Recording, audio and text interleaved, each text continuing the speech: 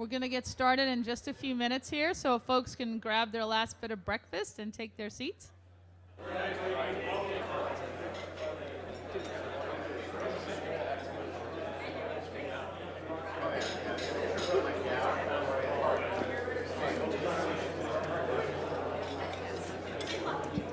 Okay, could I encourage you to grab your coffee and whatever else and make your way into the room, find a chair and a table and someone you like, and sit down, and we'll get the show for the Burlington Business Association underway.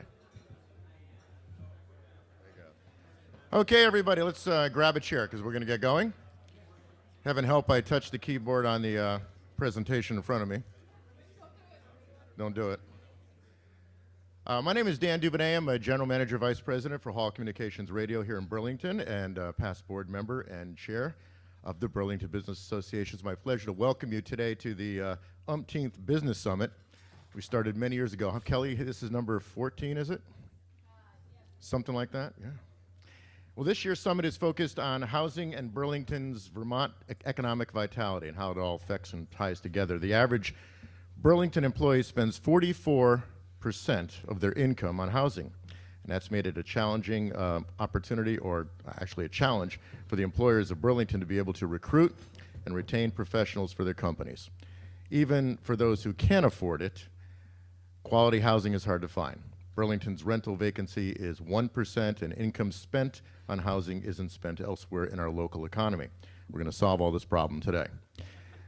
We will learn more about this issue from our panelists. We'll break out into some small groups. We'll have an opportunity for you to ask a few questions and see what we can do to help grow the Burlington economy. Before we bring up Tom Broussard to kick things off, I'd like to ask you to silence your cell phones if you could. There's also some cards on your table. If you choose to write down a question for one of our panelists, we'll have an opportunity to do that before we get into breakout sessions. Right now, it's my pleasure to introduce the chair of the Burlington Business Association Board of Directors, Tom Broussard.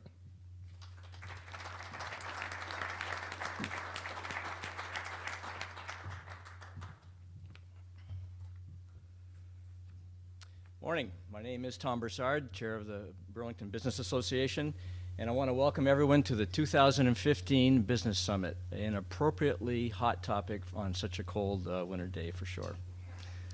I want to start by thanking a few folks. First and foremost, our members, without whom we would not have an organization. Thank you for all the members that are here in attendance today. I want to thank our Platinum members, KeyBank, Comcast Business, Merchants Bank, Casella, REM Development, and People's United Bank for your constant support throughout the year. I want to thank our panelists whose leadership in their respective areas and contribution today will bring data and context to the discussions, very important. I want to thank our hosts, the Hilton, for your accommodations. And lastly but not least, a special thanks to our program sponsors who make these types of events possible. That's Muskoma Savings Bank, Free Press Media, and Parmelo Real Estate. Thank you all so much. Personally, I'm very proud that the BBA is presenting this most important topic. There's no issue more vital, in my opinion, to the economic vitality and sustainability of Burlington in our area than housing. Housing on many levels defines the American dream. Having an ample supply of desirable and affordable housing contributes to contentment, particularly within our staff and workforce that sustain our businesses. When workers are content, they're happier in all parts of their life. They're less stressed and distracted, they're healthier, they're more creative, and they're more productive. The bottom line is, the bottom lines of work, home, and community are all improved when housing is less of a worry. I own a business, I have staff, and I've experienced this firsthand, so I know what the impact of worrying about where and how you're going to pay for your home or living arrangements can be. So we begin this summit acknowledging some significant housing concerns for sure, but I'm confident that we'll end with some positive direction to come out of this. The upside is that Burlington is a desirable city. We have people that just can't wait to live, work, and play here. We have a mayor and an administration who's all over it. We have a strong business leader community who care and are willing to invest in solutions. And we have a community that's not afraid to work hard. Today's BBA summit is timely and crucial in whatever discussions and outcomes occur. I want to thank you for attending and for your participation, and I look forward to a very good day. Thanks so much.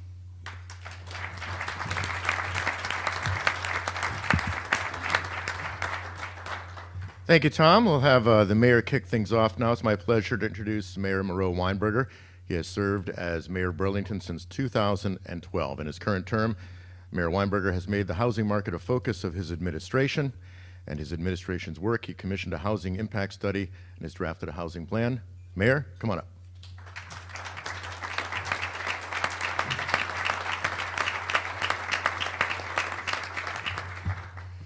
Good morning, everyone. It is nice to be with you this morning, and I'm very excited about the topic that you have chosen for this year's summit, this year's event. This has become a great tradition. It's been an honor to be involved with this with this for 3 years now.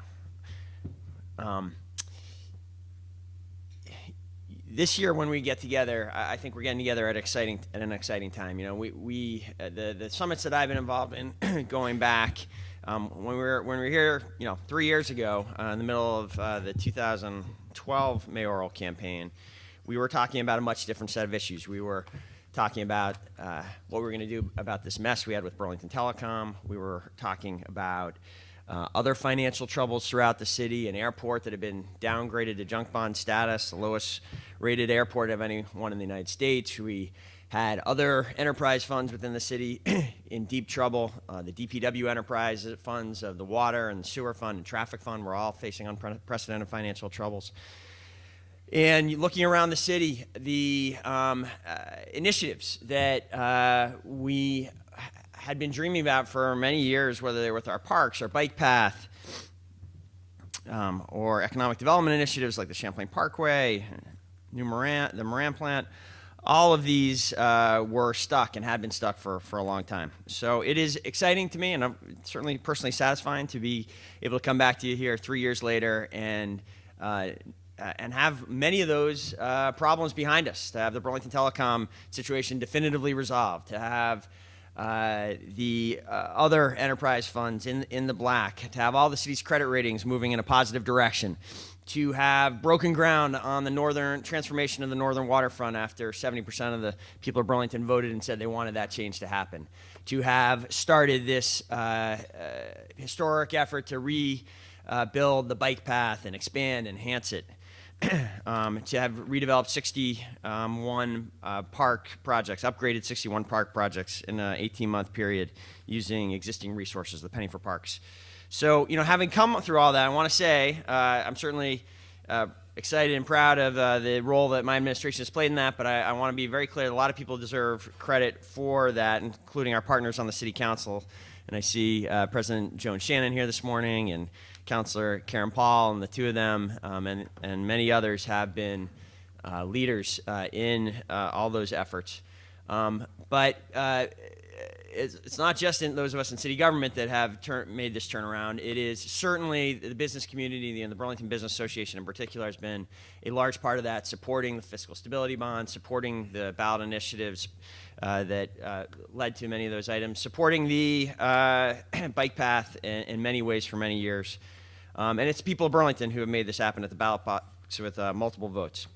So I say all that to get to the point of this discussion, and that I think we're having it at a time when the conversation is changing, when we can lift our eyes to the horizon a bit and no longer be focused on these urgent, serious messes right in front of us, and be able to have a conversation now about where we want the city to go, what kind of future we want for ourselves and for our children.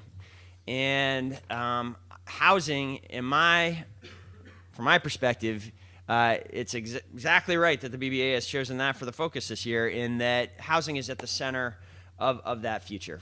When I think of the Burlington that I would like, and that I think would be right for my children, and more importantly, that the people of Burlington have said they wanted through the Plan BTV process, which was a process initiated with the vision of Councilor Paul and her leadership securing federal funds, which allowed us to go through this really remarkable, largely federally paid for process, which said the future we want for Burlington now is articulated in this really accessible, dynamic plan, and that vision is essentially a Burlington that is consistent with the one we have today. People love Burlington as it is today. We all know that. I think everyone here in this room feels that.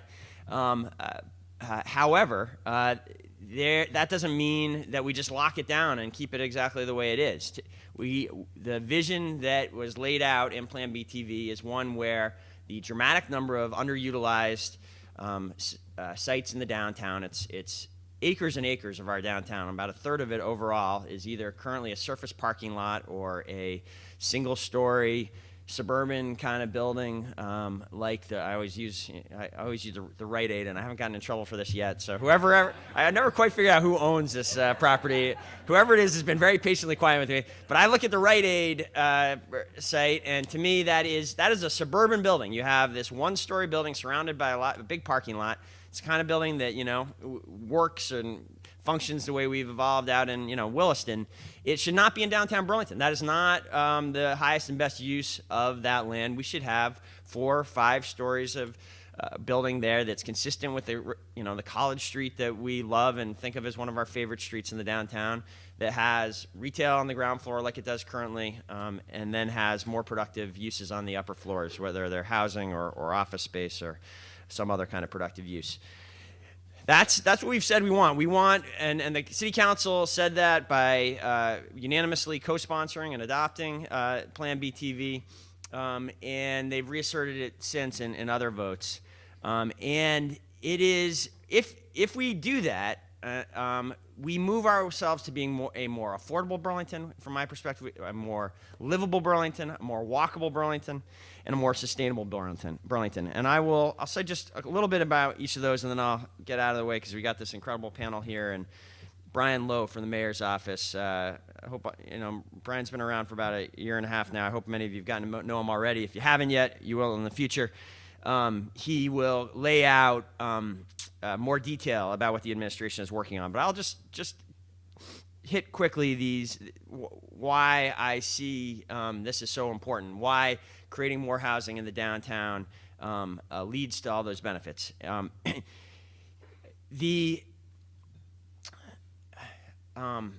They're one of, I think, clearly the most positive things that's happened in the country, really positive trend from all the way from here to California, has been that after years of people leaving center cities for a whole variety of reasons and taking their lives farther and farther, virtues of living in a downtown setting, and in city after city across the country, you see large growth in downtown housing and many benefits flowing to the city from that. Burlington has really missed out on that, and we should be clear about that and come to terms with that. The downtown housing over the last 20 years has been very limited. We had a 12-year period where there were 18 units of market rate rental housing produced in that whole period in the downtown. We have some housing happening right now, and it's Eric Hoekstra, who's on the panel here, and his partners at Redstone should get enormous credit for what they're doing in the Old North End. It's quite remarkable. I'm proud that when in my last life we got a project that had some housing built in the Old North End. We should not declare victory just because a little bit of this is happening now, and Eric's been very clear on that. I think it's exactly right. The almost no units that are getting built today. I will say the project that I pursued only got built because in the end we were able to get a fairly large subsidy to deal with the inclusionary housing units that were on site. And Eric, he and I have had this discussion. He's only able to get his projects done because they're essentially Vermont Community Loan Fund is willing to support what they're doing from a social mission perspective. And it is outstanding that we have some subsidies that allow us to do this, and that there are players out there that are willing to take that kind of less than market rate return. But we can't rely on that kind of altruistic instinct, socially minded instinct to make our housing market work. Our housing market is really broken. There is almost no market rate housing that has gotten built in this city for a long period of time without subsidy, and I think that is a formula we cannot survive on. Building more housing will increase the supply, will make it possible for more people to live here, will make it more affordable. It also, the tie-in between housing and economic development can't be lost. I think having run a business, having talked to many owners of businesses, there's no doubt that one of the major obstacles that businesses face as they try to grow in this region is that they need to attract talent to stay here or to come here, and people come and get sticker shock with the cost of housing.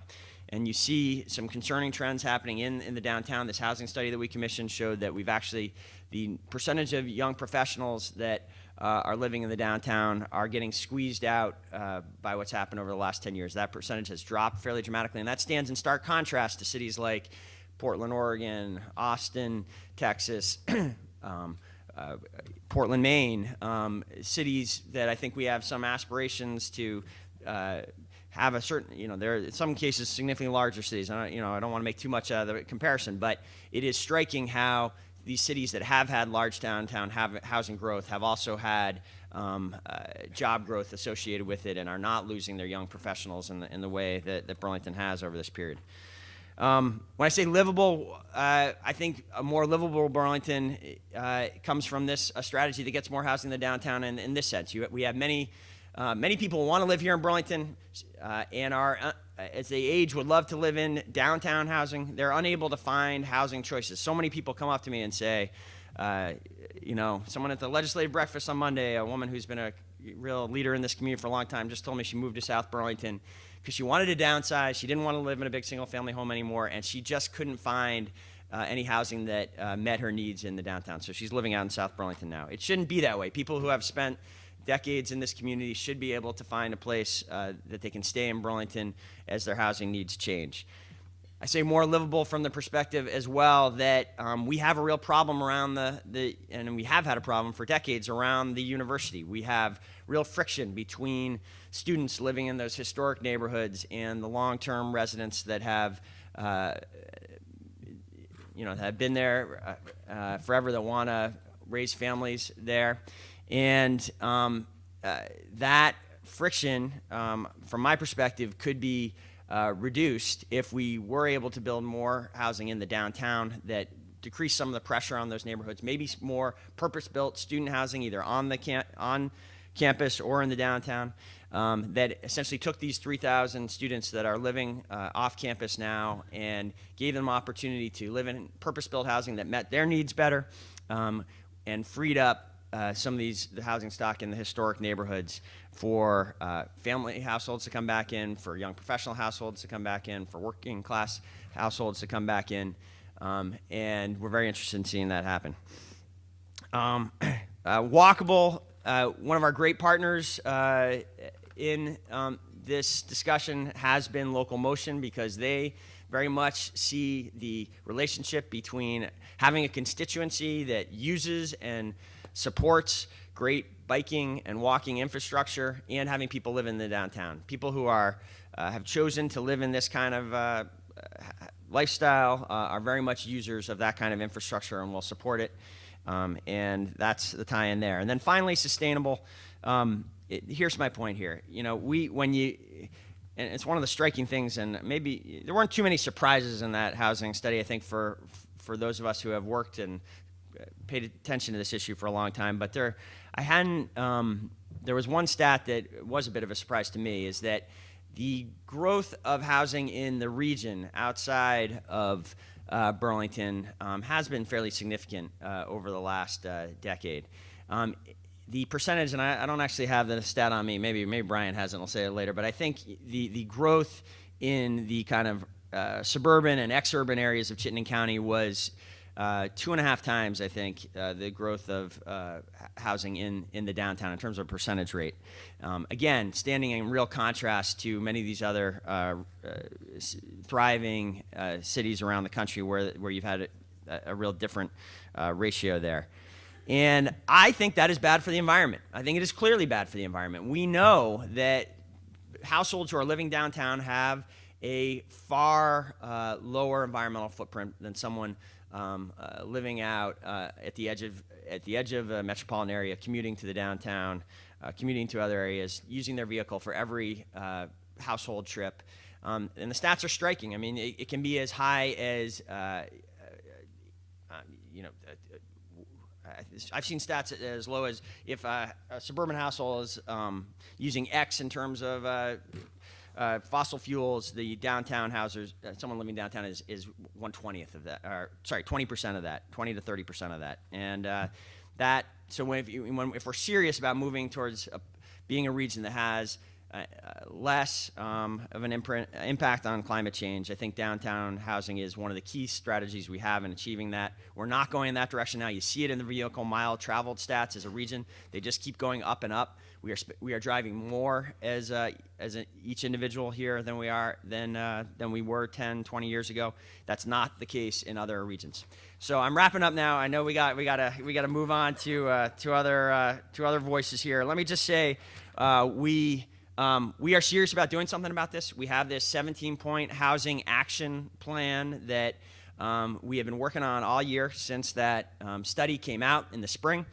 And it is a plan, from my perspective, that does two things. It, first of all, reaffirms, expands Burlington's commitment to housing our most vulnerable population.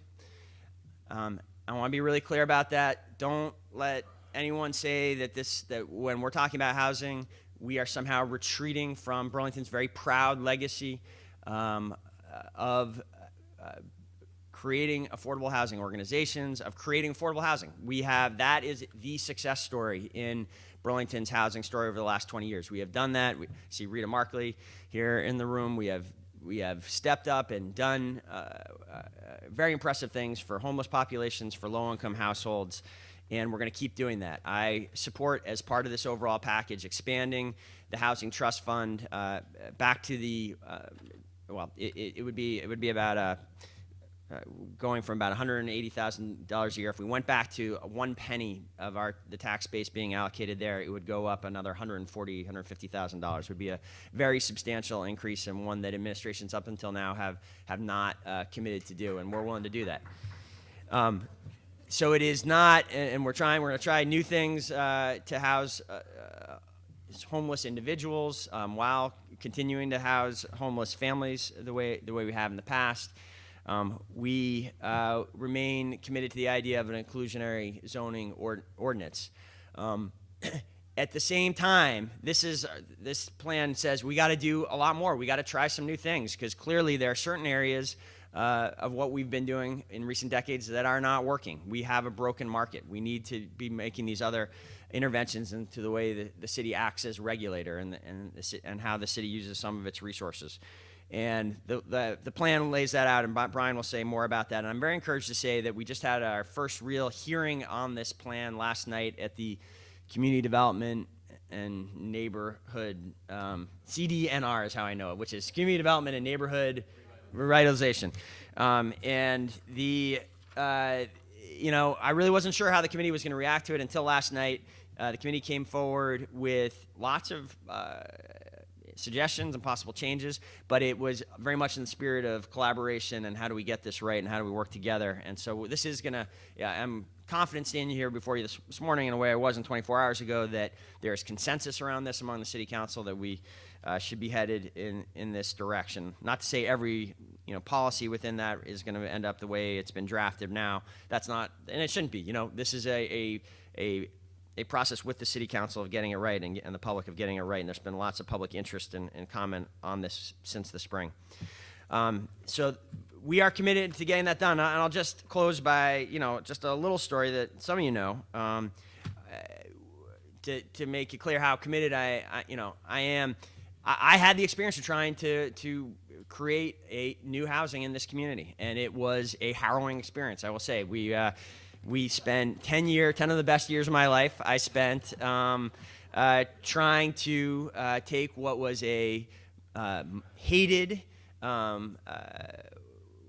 industrial warehouse that had been the source of many the code complaints about it and neighborhood complaints about it were this thick when we purchased the land. And literally, if you go in and look at the city hall files on it, and it was clearly not the best use of this warehouse. There was clearly an opportunity to create a neighborhood amenity with like a cafe and to create some housing that at 3 stories I think is consistent with the mix around there. It wasn't just me that said that. Our policies said that, and all administrations and city councilors in that area supported the project. And it took us 5 years to get permits, and then we got the permit on July 1st, 2008. Very happy. I was at a wedding when it came down, and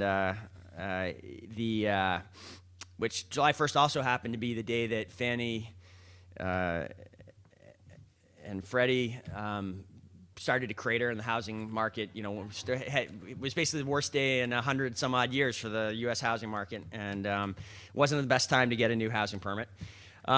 We then spent 5 years coming through that and trying to get it financed. And it wasn't until, again, that we were able to get this significant subsidy for what was otherwise a market rate development, which is not the way our system is really set up, and it's hard to do. It wasn't until 5 years later when we were able to get that that we were able to break ground and start building it. I think 2 points from that story, maybe 3. One, it can't be that a good project that is within what we say as a community we want should take years to get to the point where you can break ground. That is a broken market, A. B, I hope it shows something about the persistence and the stick-to-itness of this administration, that when we set our goal, our eyes on something, we will stay at it until we get it done, and we will do that with this issue. We will do that with this issue in the years ahead if I'm given the opportunity to. So with that, I'm excited to go out there and join you and hear what our panel of experts have to say. Thank you all.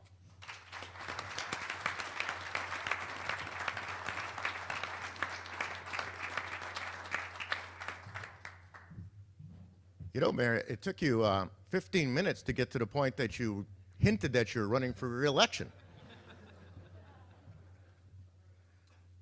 Thank you, Mayor. We have 8 speakers that have come up this morning, and they'll all talk for about 8 minutes each. Some of them have slide presentations, and following that, we'll take a few questions from the audience. That's what those cards are for, if you'd like to direct them to any individual or the entire panel and see which one wants to grab it. So that's what's happening there. So 8 minutes each. We'll try to stick to that, and I'll introduce the first speaker, Mark Brooks. Mark is the principal at Allen & Brooks. Twice a year, Allen & Brooks produces a comprehensive report on the commercial real estate and multifamily housing market in Burlington and Chittenden County. Mark is considered the local expert on our housing market. Mark?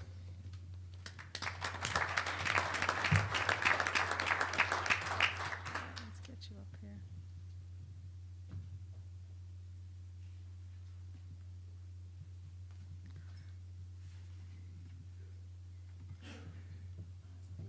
Okay, great.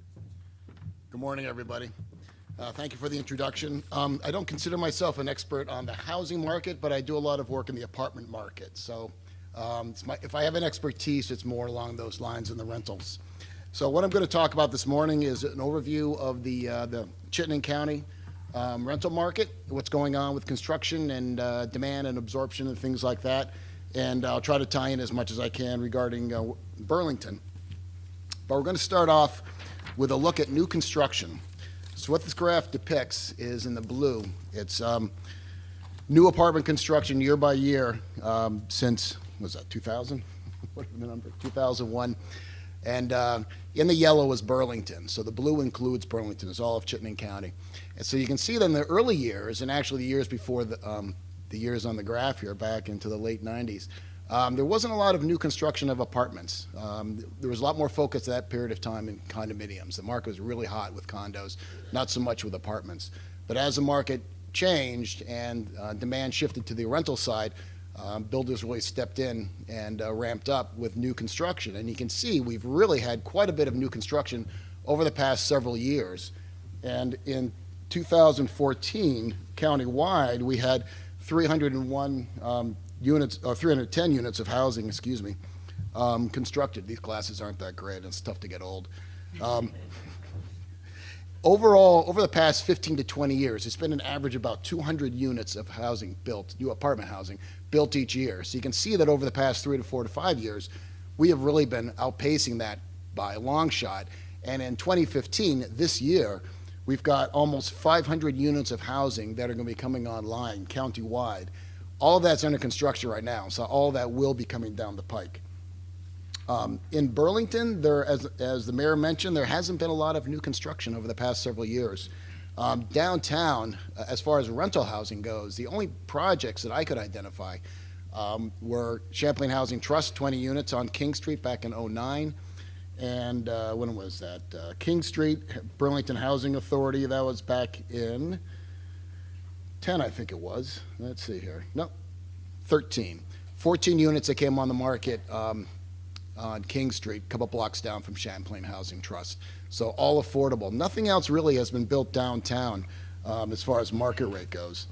Over the past 2 to 3 years, there's been quite a bit of new construction. However, in Burlington, as you can see, most of that has been centered up on North Avenue, in the site of the former DMV location up by the shopping center. That's Thayer Commons. Active developers up there have been Champlain Housing Trust, Eric Farrell, and Cathedral Square has built up there. And then over the past year, there's been some new construction in the old North End, in addition to the mayor's project, which was a couple years ago. There's been projects on North Street and Elman Avenue, as well as North Winooski, which I'm sure Eric Hoekstra will be talking about. Looking forward, let's see if I can hit the right button here. There we go. This graph depicts where the new construction coming on the market this year will be.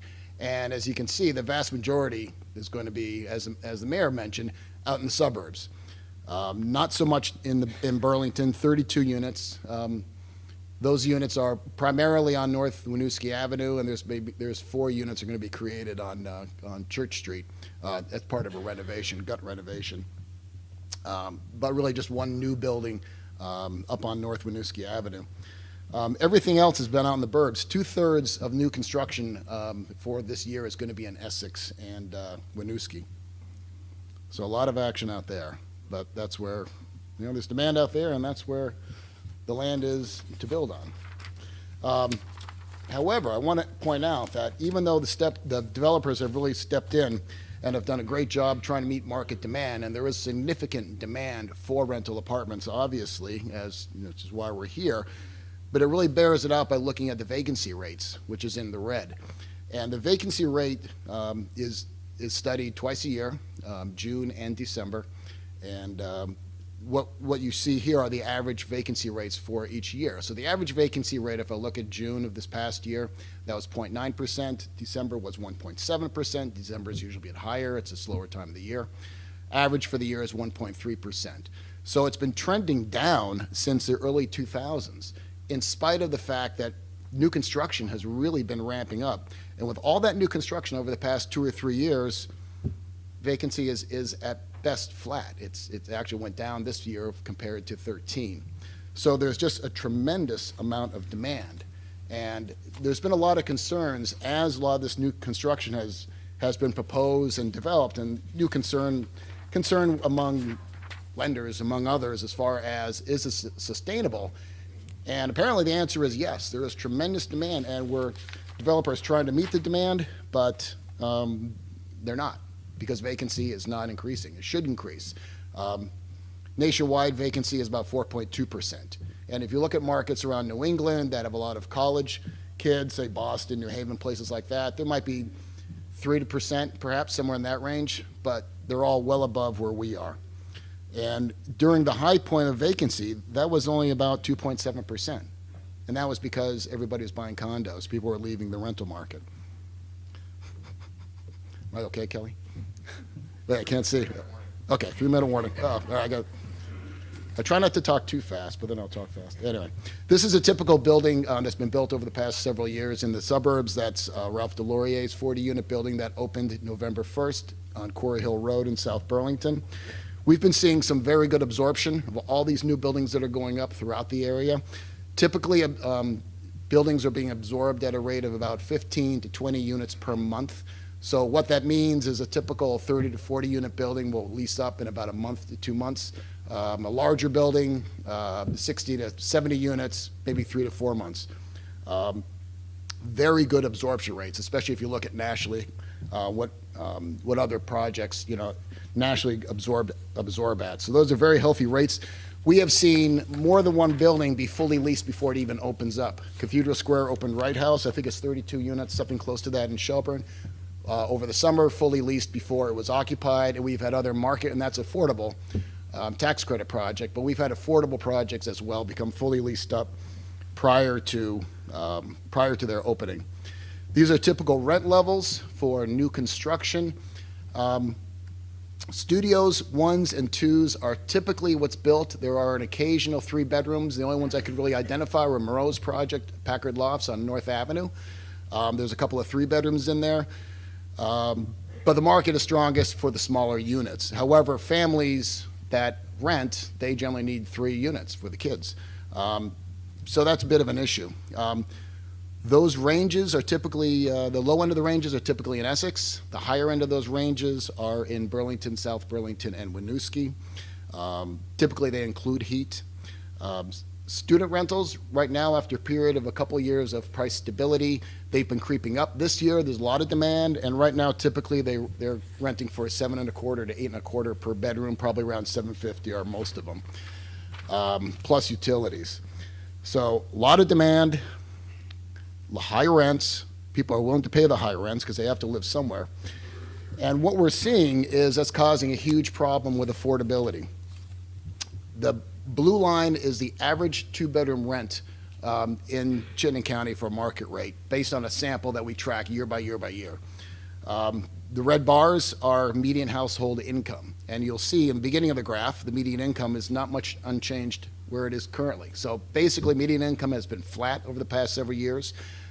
Average rents for a 2-bedroom has gone up by 34%. That's a huge problem, huge problem.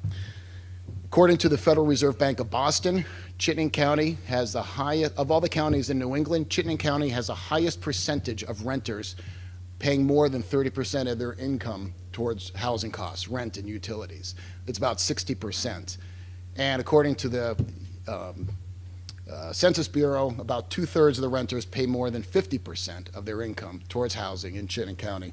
So that really ties in directly with what the mayor said about affordability, about getting people to accept jobs here. It's caused a lot of problems. And also, at the same time, the federal government cut back on Section 8 program over the past couple of years as part of sequestration. So that's caused problems there as well. So it's not as much affordable housing, at least as far as Section 8 vouchers go. So we need more housing, we need more market rate, we need more affordable. And that concludes. How am I doing? Excellent. Really? Wow, I got 7 seconds to talk. Anyway, I think this is very timely, and I think there's a strong need and a lot of demand. So thank you.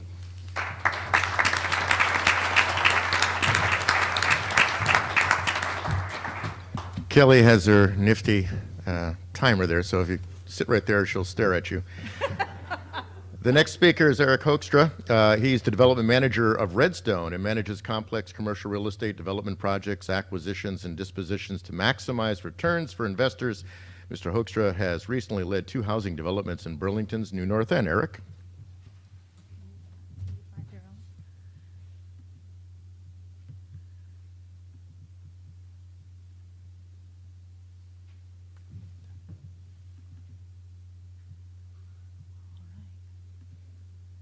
She'll let you do that. Thanks. There we go. Thanks, Dan. Just one correction there. It's not the new North End, it's the old North End. There's an important distinction there. I'm going to talk a little bit about my perspective on developing rental housing in the city of Burlington. To start, I'm going to quickly run through 3 projects that we've either recently completed or are in the process of developing. The first project is we call Silversmith Commons. It's at 258 North Winooski Avenue here in Burlington. And if you know North Winooski Avenue, it's between Decatur and Archibald. It's near the old Dairy Queen site and right next to Vermont Legal Aid. This project was completed in September of 14, fully absorbed 6 weeks from completion. It includes 22 apartments. 2 of those are 1-bedroom units and 20 are 2-bedroom units. The second project I'm going to talk about is Maiden Lane. This is the old Dairy Queen site on North Winooski Avenue, the same block as Silversmith Commons. This project is currently under construction. We've just topped out putting the roof deck on this week. We are slated for completion July of 2015. It's 28 apartments with 6 studios, 14 1-bedrooms, and 8 2-bedrooms. And this project includes covered parking and a roof deck, which are a couple amenities that we think the market is going to enjoy. And the last project is on Pearl Street. This is 247 Pearl Street. This is right across the street from the liquor store. It used to be a dental office, a building that burned down a few years ago. We've partnered with the landowners. We have all permits in place, are slated for groundbreaking early spring of this year. It's 29 apartments with 10 studios, 8 1-bedrooms, and 11 2-bedrooms. So here's the context to give you an idea where these projects are located. The 2 red squares up at the top of the map are the North Winooski Avenue projects right across the street from each other, and then the Pearl Street project is sort of in the center of that picture. And here's a zoomed-in version to give you a little bit more idea of the context of these projects. All of these projects are within a half-mile of each other, and within the North Winooski projects are within a half-mile of the downtown. This is what we started with on North Winooski Avenue. There were some very dilapidated older buildings there that luckily the city did not consider historic and allowed us to tear down. We tore down those buildings along with an old auto repair shop in the background there. We had to deal with some brownfield issues on this site. Actually, all of these projects are brownfield sites where we had some environmental challenges to work through. We had a lot of support from the City of Burlington and CCRPC, the Chittenden County Regional Planning Commission, to deal with those brownfield efforts. And this is what is there today. So this is 2 3-story buildings. Both projects on North Winooski Avenue are mixed-use projects that include a small neighborhood retail component. The garage doors down at this lower level are retail space. It's about 1,500 square feet of retail space that is also leased. Here's a side view. You can see the 2-building configuration. This particular project includes all surface parking. We have a parking ratio of about 1 parking space for every apartment. Here's an interior shot. You can see fairly modern finishes and fixtures, very light and airy, and it's been very well received. And then I have to put in a little plug for my fiance's new business venture. This is my retail tenant at 258 North Winooski Avenue. Butch and Babes is the name of the restaurant. It's named after my fiance's grandparents, who were Butch and Babe. And it's a great community pub. We have a full liquor license. We're open for business. Come in. This is a rendering of what the building's going to look like on the old Dairy Queen site on North Winooski. You can see the neighborhood retail at the bottom around that red stripe that's running through there. And then the parking for this project is behind the retail on the ground level, but screened from the streetscape and right-of-way. So all the apartments in this building are on the 2nd and 3rd floors with a roof deck on top for residents. This is the project on Pearl Street. This is a 3-story building, all residential in a high-density residential zone. And this project also includes a roof deck. So here, sort of picking up on some of the numbers that Mark Brooks talked about, this is what really, really bothers me and really makes me nervous. There's a public perception, I think, in Burlington right now that we're going through a bit of a development boom. And in April of 2014, Alicia Fries wrote an article in 7 Days called Deconstructing the Queen City's Development Boom. But if you really dig in, we're not developing nearly enough in Burlington to stem the trend of suburban exurban sprawl or keep up with housing demand or maintain any sense of affordability. I think the problem is that we simply got used to seeing no development in Burlington, so to see a few buildings going up feels like a boom. But if you look at the numbers and you really dig in, I think you would probably agree with me that we're not anywhere near a boom. What this is showing is regionally, these are the numbers we've developed over the last few years. Almost 400 units a year. My numbers might be a little off from Mark's numbers, but they're pretty close. And what you can see is in 12 and 13, we had some decent numbers in Burlington, but those are all attributable to the project on North Avenue that Eric Farrell and Cathedral Square and CHT worked together. If you look at the last 2 years, most of those are projects that we developed in the Old North End.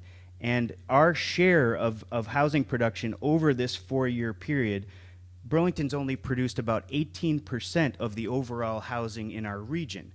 We have existing over 50% of the rental housing in our region. So we're falling behind in terms of carrying the water for our share of regional housing and regional housing growth. One of the challenges of rental housing production in the city of Burlington is the inclusionary housing or inclusionary zoning requirement. In Burlington, 15% of all new units must be affordable to households at or below 65% of area median income. These are the rental rates that 65% of area median gets you. It's about $900 for a 1-bedroom, $1,060 for a 2-bedroom.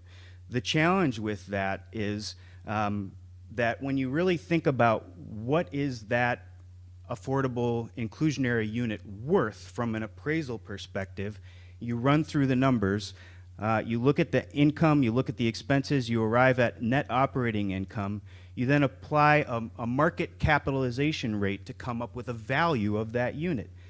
That inclusionary 1-bedroom apartment is only worth about $82,000. The average cost for me to produce a new unit of rental housing in Burlington is about $225,000. So there's a $143,000 gap in my pro forma, in my financing equation that I've got to figure out how to fill some way. And I'm not making nearly enough on the market rate units to make up for that gap. So the only way that we've been able to develop any new rental housing in Burlington, and we're some of the only developers doing it, is by taking advantage of historically low interest rates right now with lenders like TD, Mascoma, People's United, and Vermont State Employees Credit Union, and then layering on an additional subordinate mortgage with the Vermont Community Loan Fund, and sometimes pulling brownfield revolving loan fund money in. So we end up with a crazy capital stack that only works at this moment in time when rates are insanely low. But the minute interest rates rise above about 5.5% for our first mortgage interest rates, we're done. And that's what scares me and keeps me up at night. Thanks.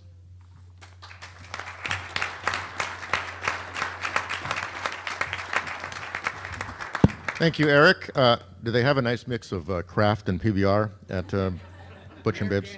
Narragansett. Go Red Sox. Hey, Amy Dimitrowitz is the director of the real estate development of Champlain Housing Trust. She leads development projects from inception through permitting and funding and construction. Amy? Hi, thank you. This is obviously a subject that's very near and dear to my heart. I've been working in affordable housing since I had brown hair. I didn't used to have gray hair, so it's been a long time. I'm with the Champlain Housing Trust, and I'm here sort of representing the affordable housing community because there's a network of affordable housing providers in the city of Burlington and throughout the state that are actually sort of nationally recognized as a model.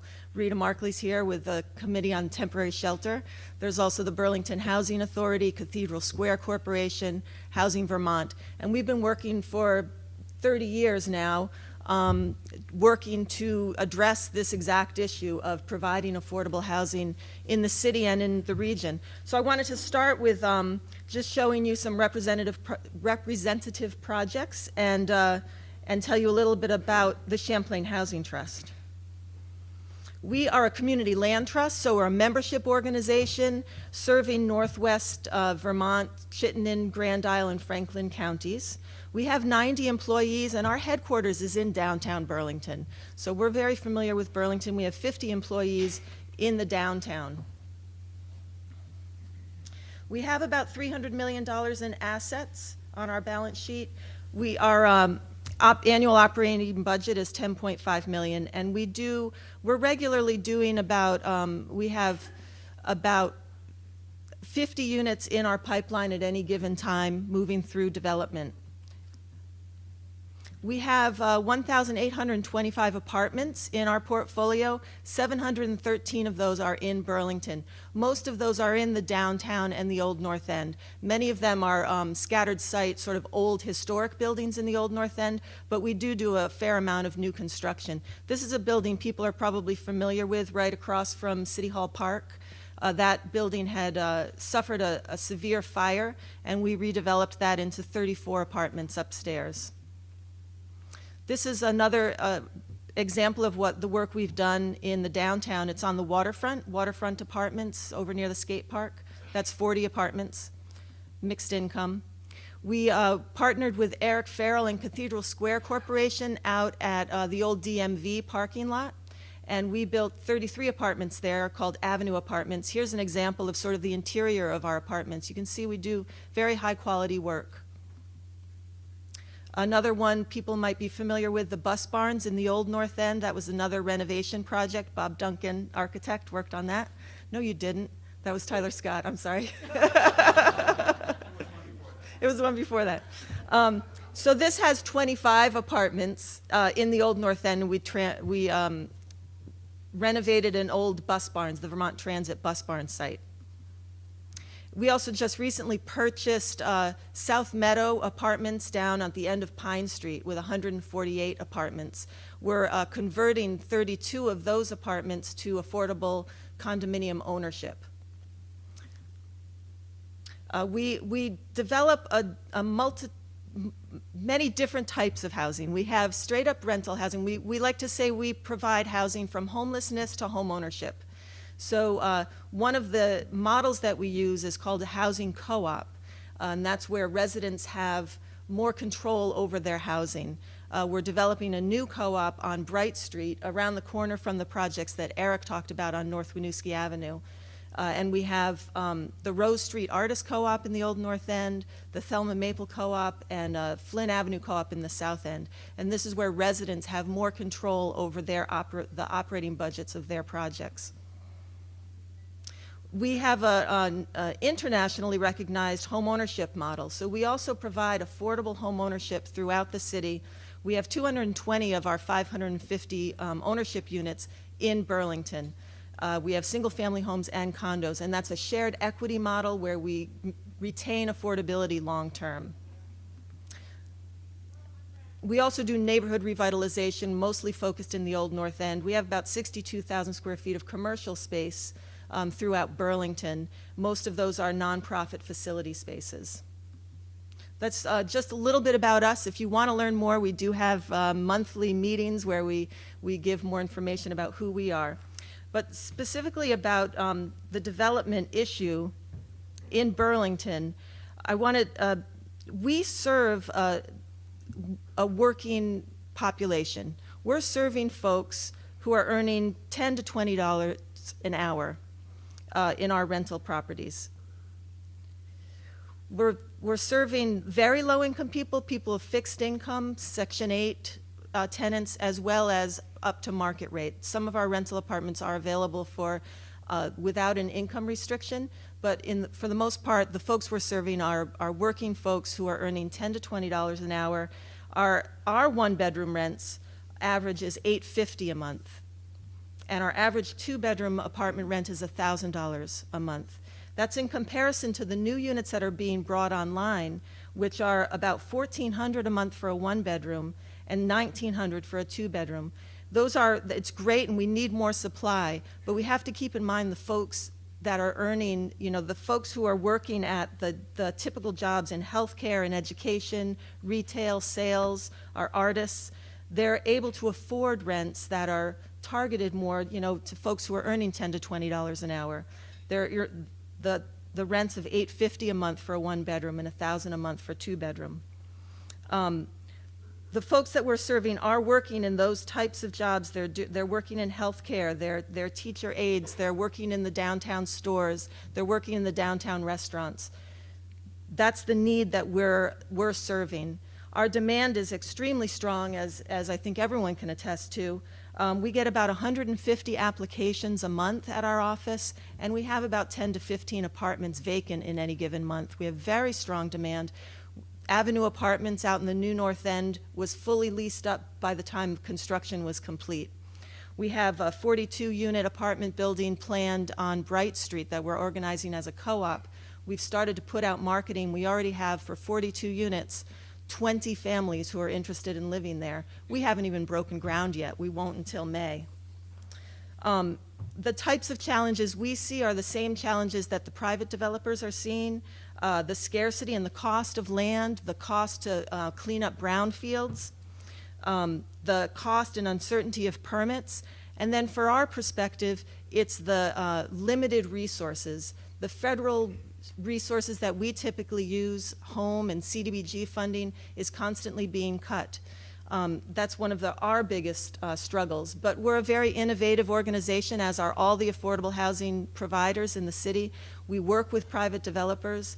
We find new ways to finance and to fund projects. And we're here to be a partner in solving this issue and working together to make a difference in this crisis. Thanks.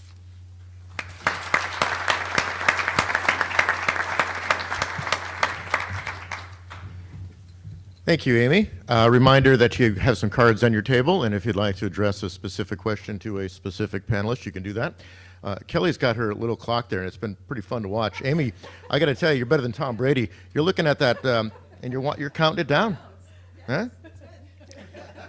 Steve Lipkin, our next speaker, has been a realtor for Coldwell Banker, Hickok & Boardman Realty for over 15 years. For the past 4 years, Steve has been recognized as the #1 agent in the state of Vermont for multifamily property sales and one of the top 10 realtors in Chittenden County. Congratulations, Steve.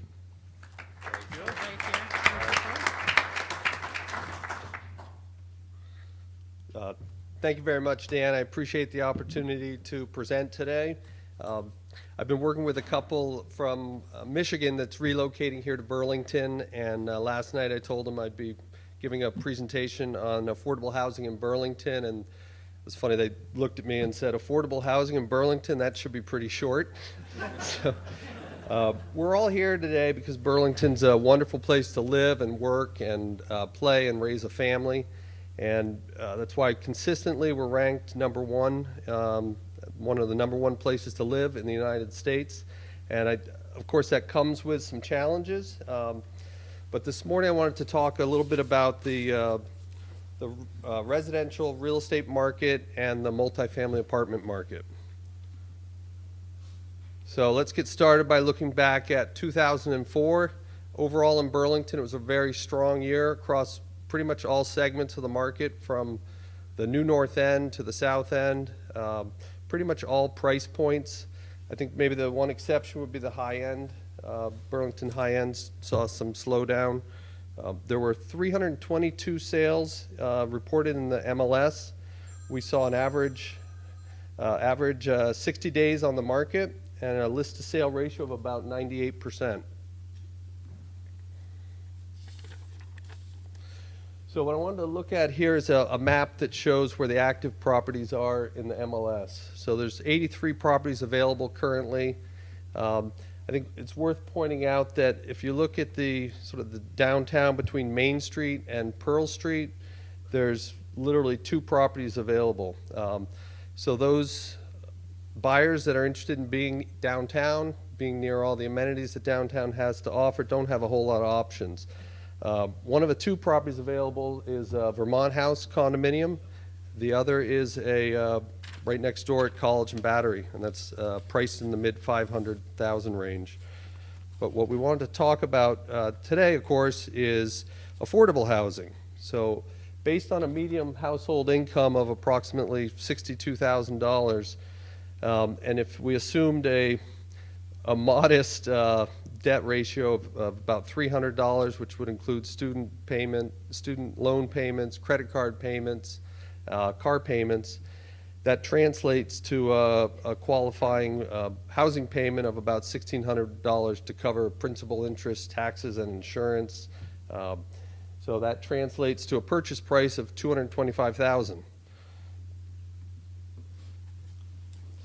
So here's the same map, which now shows what's available for the $225,000 and less price range.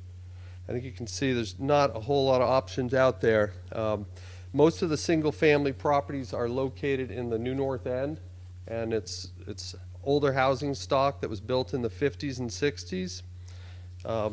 Several condos also are available, but also starting to show older housing stock. So here's a pretty good representation of the inventory that is available.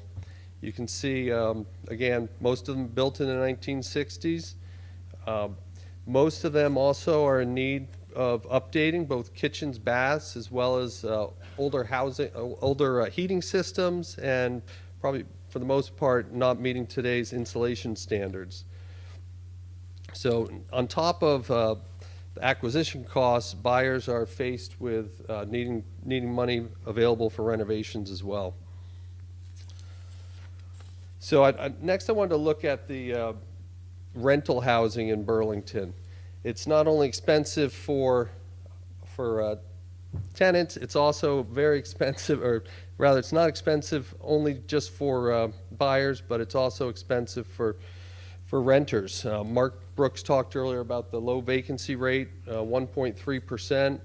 The majority of what I do is working with buyers and sellers of investment properties in and around Burlington, and I think there's a common misconception out there that most of the properties are owned by a handful of landlords. And as you can see, most of our clients own one or two properties. They're young professionals, they're dentists and plumbers, they're saving up for their kids' college funds, they're saving up for their retirement and investing in Burlington.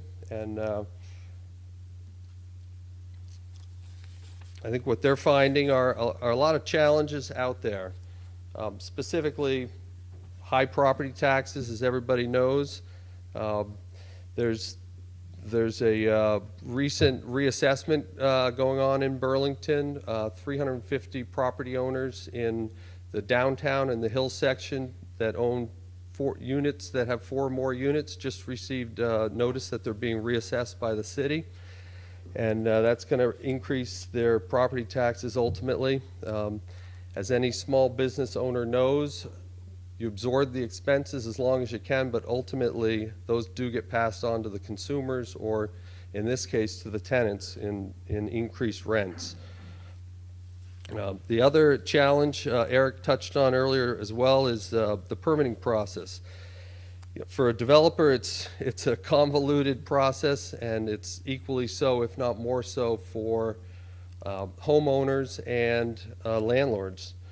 So there's some real challenges there in terms of the permitting process that I know that we're making some strides, but still have a long way to go. And ultimately, I think there's a disincentive for people to make improvements on their properties. As you navigate the convoluted permitting process and reach the other end, you're faced with increased property taxes because you're reassessed. The zoning right now talks about, they mandate types of materials that you can use for windows and siding. And I think Eves might touch on that a little bit from the Planning Commission's point of view. But again, all of these ultimately result in higher expenses for landlords, homeowners, and tenants alike. So I think there's some real positive steps happening. Recently, Burlington Code Enforcement, which is in charge of over 10,000 units of rental properties, is starting a rating system to rate the condition of the rental properties. And properties that are receiving a lot of complaints and are in need of repairs are granted a 1 and subject to a reinspection every year. Properties that are very well maintained are receiving a rating of 5 and are not reinspected for 5 years. So I think it's a real incentive for landlords to maintain their properties and gives tenants some options to be able to choose to rent from better landlords. So that's kind of exciting to see.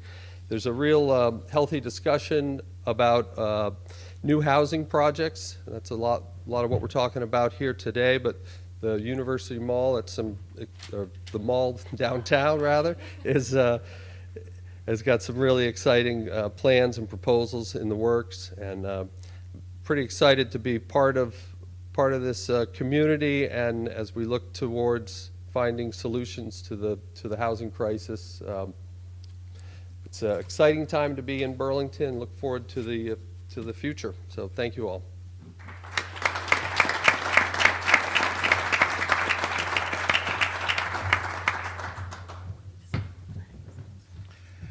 Thank you, Steve. Our next speaker is Yves Bradley, Vice President of Commercial Brokerage, Pomerleau Real Estate. He's been an active member of the Burlington business community for over 20 years. Bradley serves as chair of the Burlington's Planning Commission, and he is a Burlington resident. Yves.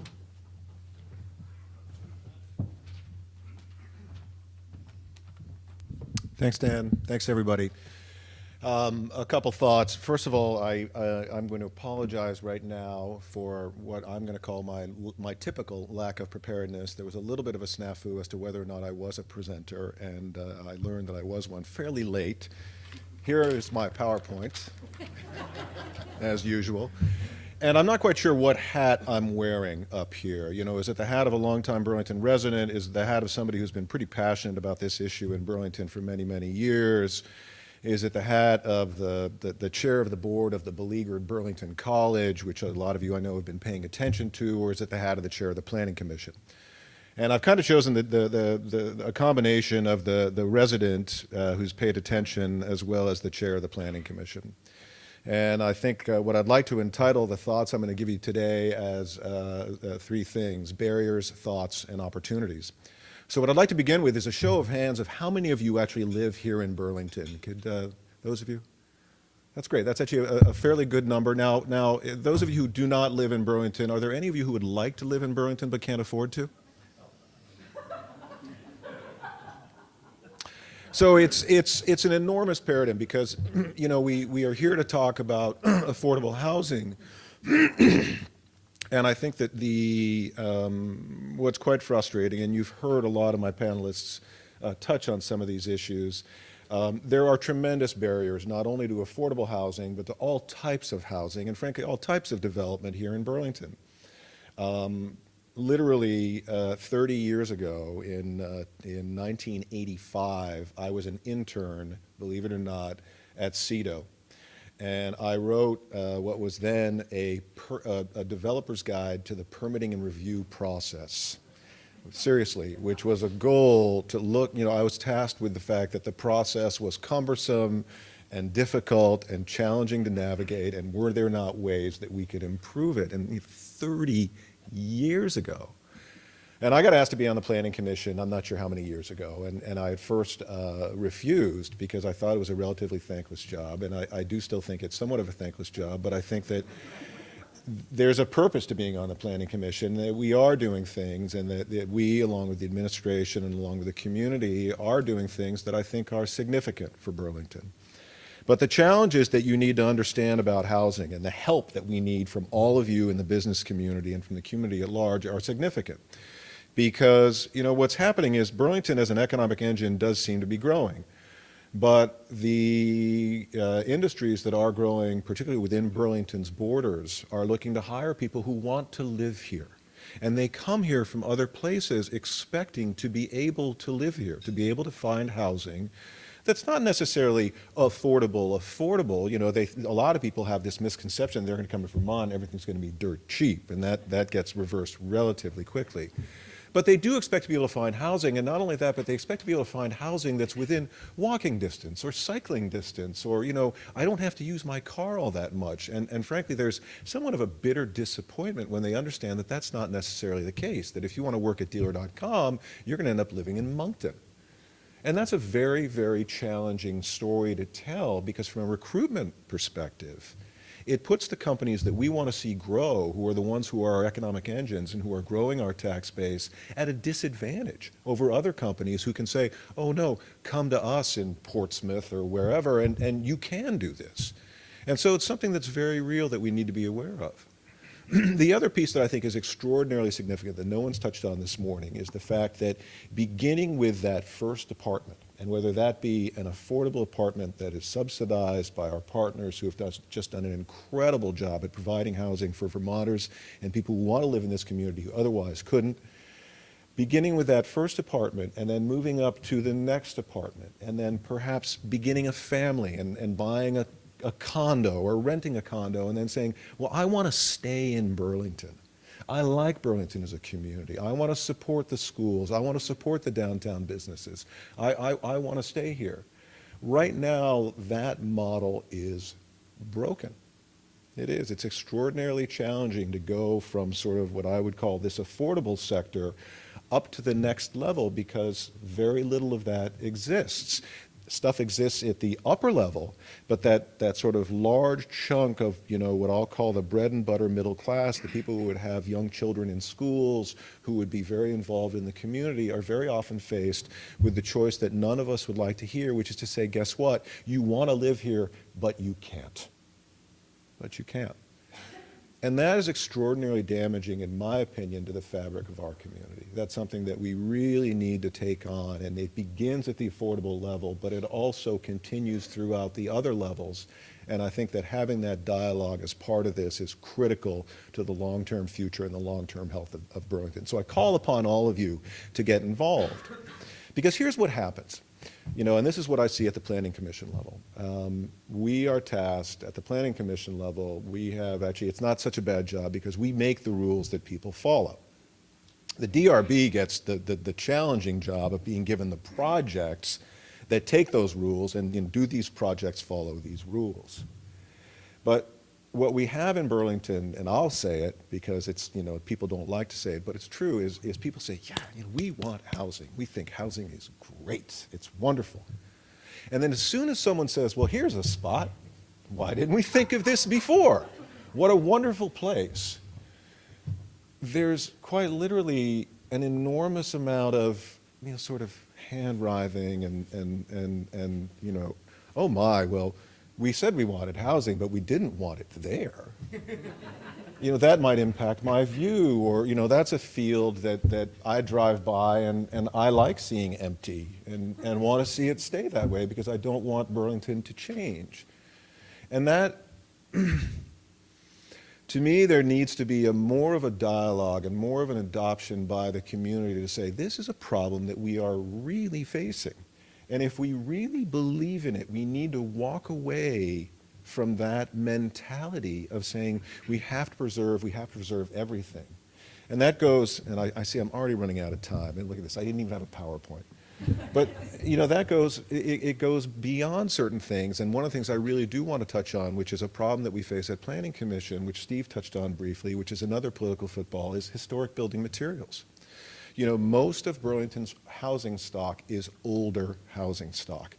And we've got this dreadful, dreadful clause in our zoning ordinance that says, you know, normally it would say, all right, you know, Brian's house is listed on the national or the state register. It's historic. And Kelly's house is not. So they're treated by two different sets of rules. But in Burlington, we have this gray area. And that says, it's eligible. Now, what does that mean?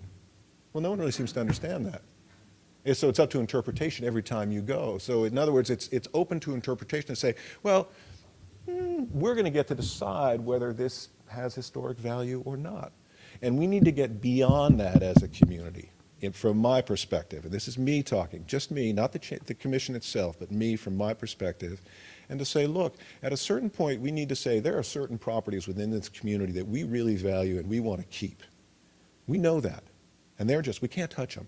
But just because something is 50 years old doesn't mean that bad housing wasn't built 50 years ago, or that bad housing wasn't built 100 years ago, and it doesn't mean it needs to stay. You need to take a look at what the benefit is to the community. Does the community want housing? Yes. Does that mean that this one example of salt box worker housing that was built as cheaply as possible but happens to be left in the core of the downtown cannot ever be moved or touched, should stay? No. But we need the community's help to say, this is what's important to us. We need to take down these sacred cows, and we need to address this issue and embrace it. Because until we do, what we're going to see is this continuation of price increases because of low demand or high demand and low supply, incredible costs and complexity to the permitting process and to building in Burlington. And it's simply not going to change. So I'm here sort of, and I wish I had another 24 minutes, I apologize, but to say to you, we need your help. We need your help at the Planning Commission. The only people who come to Planning Commission when there's a public forum are the people who they oppose something. Seriously. You know, if you're for it, you're like, well, everyone supports that. It's good business, or it's good for this. So, you know, why should I go? Well, that's not the way it works. So we need your help. And I want to thank Kelly. I want to thank the administration. This is an incredibly important issue to the future of Burlington. It impacts our property taxes. It impacts the quality of our schools. It impacts the future of the community, because what also happens is people start to get fed up and say, guess what? I can't deal with this anymore, and I'm just going to move somewhere else because it's a lot easier just. So thank you for your time, and I look forward to the discussion.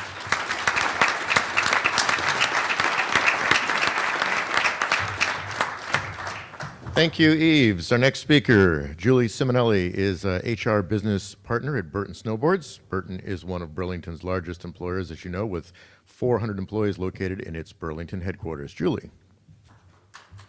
Thank you.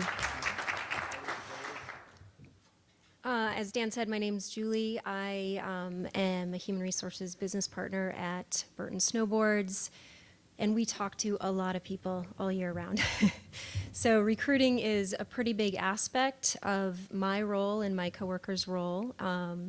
Last year, just for some perspective, we moved 24 people to the Burlington area. Thank you. Of those 24 people, you know, it was just looking at some stats about it, 60% of those came with somebody, whether it was a significant other, you know, boyfriend, girlfriend, or spouse, or children, and 40% were single moves. And this is pretty typical for us from an annual perspective. So, you know, we are always recruiting, whether we have an open job or we're just networking. So I'm talking to people all of the time in Seattle, in Portland, Oregon, Portsmouth, New Hampshire, Philadelphia are all big areas of people that we're talking to. And somebody had mentioned earlier, you know, there's always that surprise. They think, oh, I'm moving up to Vermont, and this is my lifetime dream, and I'm getting out of the city, and everything's going to be really cheap, and it's not. And so it's always a surprise. You know, luckily Burlington's pretty easy to sell. We're very good at knowing, you know, the best of this, and the best place to raise families, or healthiest city, or, you know, most environmentally friendly. And so it is a great place to live, and I'm a born and raised Vermonter, so for me it's very easy to sell Vermont in general. But as people get further along in the recruiting process, it does become more and more real for them. Hickok and Boardman, thank you, Brenda. They are very good. They take out our candidates. When we bring them to town, they show them the area. They start to educate them a little bit more. And so as they get further along in the process, there is some education, but it's still a challenge for us. This is actually very timely in that I have a story just a couple of weeks ago, so it's very real for us. We had an open position. We hired a staff attorney. He was coming from Ohio with his spouse. All is good. We closed the job. We're happy. He called us a few weeks ago after doing a housing visit and said, I don't want to come. Now, I don't know if there's more to that story. All he said was that he didn't feel that it was a place that he and his wife could maintain their cost of living. It wasn't a happy experience for them, so he actually declined the position.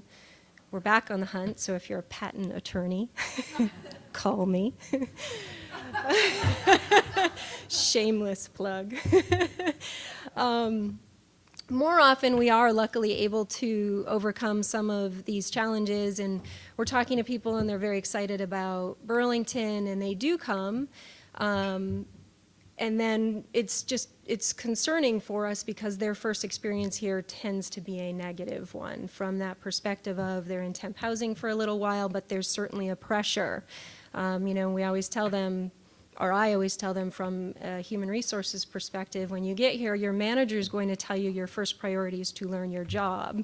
I'm going to tell you your first priority is to find a house.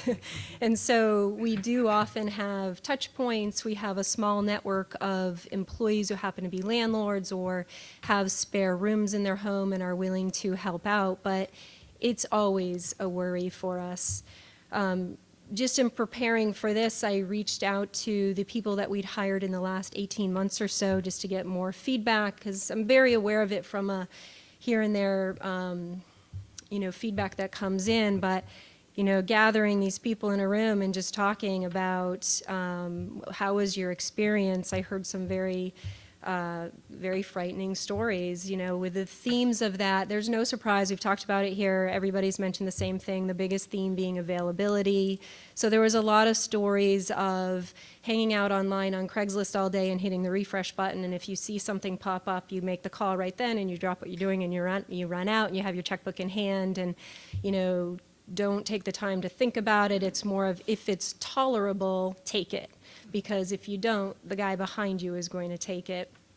There were a lot of stories of arriving on site at something that they thought was going to be for, these are mostly like mid-level professional people, although we do bring people anywhere from interns to senior managers, but a bulk of them are mid-level professional people, and they're showing up at apartment showings, and they're what they describe as the college apartment. So, not maintained very well. The other big theme was about affordability. So a lot of them are looking for either 1 or 2 bedrooms, and the numbers that everybody's talked about are just a stretch for them, particularly the 1-bedroom people who, they don't want to live with roommates anymore. They've moved beyond that in their career. I have several people in that group that I brought here who are living with roommates, people they don't know, and they had a lot of very fun stories. It's really in line with what everybody's talking about, but it does impact our business ability to bring people in, and we do have a lot of conversations on a regular basis of, I thought it would be easier. There's a lot of stories to a lesser extent, but they want things. They want a washer dryer, they want a dishwasher, and in our case, we allow dogs at work, so everybody wants to have their dog, and that tends to be a challenge as well. And they want to be in Burlington. We attract very, sustainably minded individuals. They want to bike to work, they want to walk to work, or in our case, they want to skateboard to work sometimes. So they do want to be in Burlington most often. They are renting usually, or at least they rent for the first year while they figure out where they want to buy a home.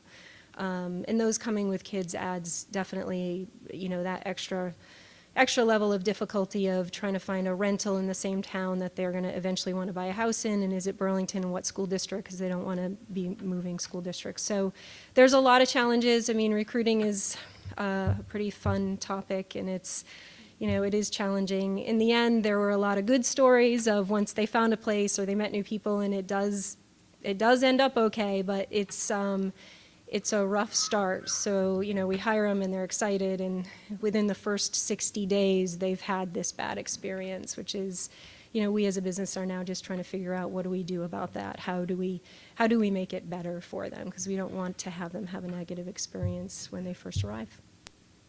Thank you. 36 seconds to spare.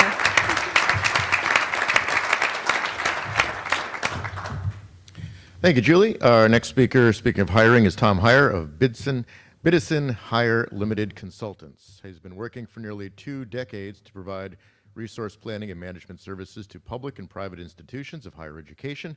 Mr. Heyer is working with the University of Vermont's Campus Planning Office on its student housing plan. Tom. Thank you very much. I'm pleased to be here, and I have had the privilege of coming to Burlington for probably a couple of years now. I've started working on the master plan in 2011, back when the mayor was still a candidate, and I have come to know how lovely this place is. So when I hear all the comments about people wanting to be in Burlington, I certainly understand why. Let me give you just a little bit of background on my firm so you know who I am and why I'm here. as we said, I've been working with the university on the master plan. I do planning in general for colleges and universities across the nation, but I have a particular focus on the issue of student housing. And over the years, I've done a number of master plans for institutions, large and small, public and private. I've done plans for the University of Michigan, University of Delaware, the College of William and Mary, one of UVM's peers, Johns Hopkins, Northwestern. So I've kind of worked all across the country, and I've seen a variety of things related to student housing. Just a quick background on the process for the University of Vermont's master plan, and then I'll talk a little bit later about some of the kind of the findings. But as I said, we began the process late in 2011, and it really was a fairly inclusive process. We did focus groups and surveys and lots of meetings. We met with members of the community, the council members, the neighborhood planning councils, as I said, the mayoral candidates at that time. And we really tried to understand the issue of housing here in Burlington, not just from the perspective of students, but also from the perspective of how the college market here affected the city of Burlington. And you know, there are many ways in which you are similar to other institutions across the nation. There are always town-gown issues. It was interesting, and we knew that it was important to understand that. I thought I would just give you a little bit of a national perspective on student housing, maybe some truths, trends, and practices, just to give you a context for the work that we did at the university. And when I talk about these trends, I'm really talking about colleges that focus on traditional age students, you know, 17 or 18-year-olds to 23 or 24-year-olds. There are obviously a lot of colleges who deal with much older students, and the housing issues are very different. But for students who are coming sort of for the rite of passage experience in schools, one of the first sort of elemental truths that I have discovered over the years is that there's really a natural progression in housing that coincides with the developmental stages of students. So when you are a freshman, the best kind of housing for you is to live in a very highly structured community, meaning RAs around, lots of programming activities, et cetera. When you get to be a sophomore, you're looking for a little bit more independence. You typically would live in a suite or some other arrangement. By the time you get to be a junior or senior, you're really looking at independent living, and that's where students want to be off campus. They want to be in the community.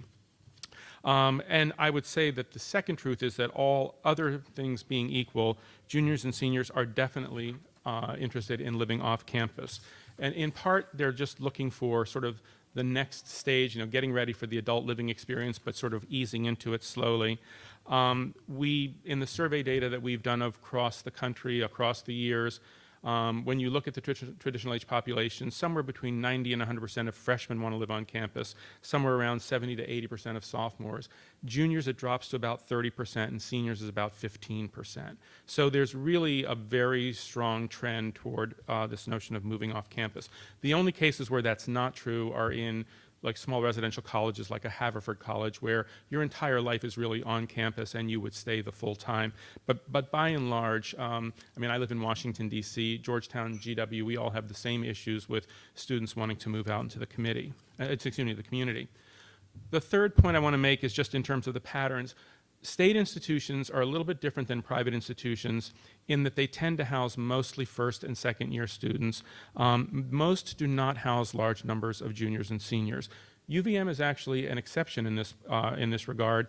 They're housing about 60% of their population, which is at the high. We did a comparative analysis of their peers and also just a kind of a random selection of other state institutions across the country. And UVM is really at the very top at 60%, with the exception of two institutions that are their peers, William and Mary and the University of Connecticut. And both of those house more, primarily because of where they're located. At the University of Connecticut, there's just no housing anywhere, and William and Mary is really more of a residential college. But all the other institutions tend to house between 20 and 40% of their students on campus. So UVM is already doing quite a bit to sort of manage the student population with respect to the community. The last point I want to make in terms of a national perspective is what has really happened is in the past 20 years, started sort of in the mid-90s, there's been a real move toward developer-provided housing for juniors and seniors. In part, it's because many state institutions really don't have much debt capacity anymore, and so They preserve debt capacity for academic buildings where they don't have a revenue stream. But also the developers have become really skilled at providing student housing that juniors and seniors actually want. They've got great amenities. They rent by the bed, so it's still popular from that perspective. They build housing that is suitable for juniors and seniors, so it may be 4 bedrooms as opposed to a 2 or 3 bedroom apartment. And they've also become really good at managing those housing options so that students understand that they actually have to live like adults and they have to be responsible citizens. So it's actually been a good thing. This is a case at the University of Delaware. I've also been doing some work. The university has basically focused on housing first and second year students, and they're partnering with the city and also working with developers to try to provide a good range of housing for off-campus students, for the juniors and seniors. And they have a similar situation in that they've got a very popular downtown. It's not as nice or as big or as elegant as yours, but it's a great place where students want to be. And so there's a real incentive for students to move off into the community. And now they're trying to figure out how to get them more into multifamily mixed use kinds of housing options and out of some of the single family houses, which is sort of the issue that you're dealing with here. The University of Pennsylvania has done the same thing.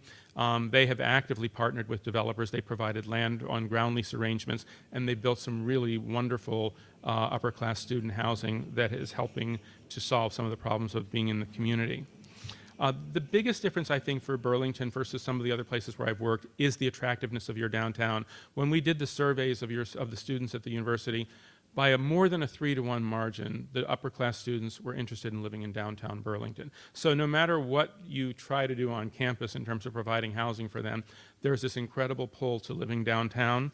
So to get to some of the sort of major recommendations of our study, one of the major recommendations is to create a better alignment between the types of housing and the developmental stages of the students. So really focusing on first and second year students on campus, and then trying to find the right kind of housing options for juniors and seniors in the community.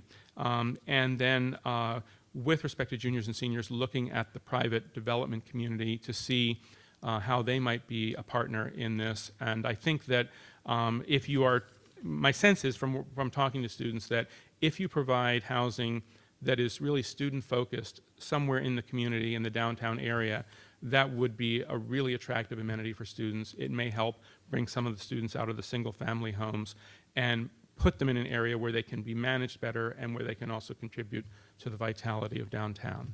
So I have a few seconds left. Thank you very much.